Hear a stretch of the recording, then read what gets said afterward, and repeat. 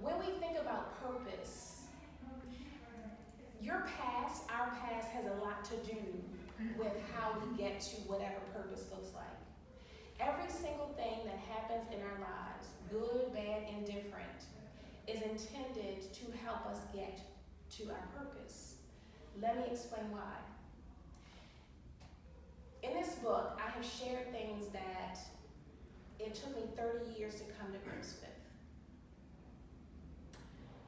I talk about being an 11-year-old girl who was not sexually abused, but I was physically misused by a man who was old enough to be my father.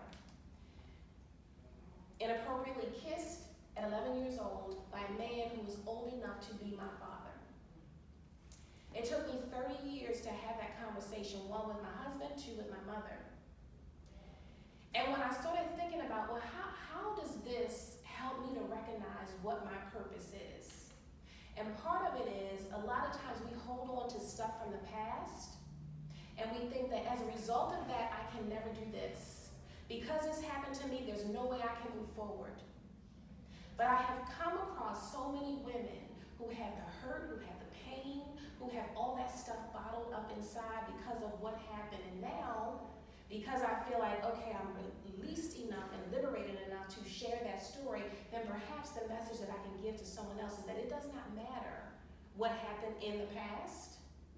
What does matter is that now you have a future, and you get to decide if you want to hold on to that or if you want to use that to be able to help someone else.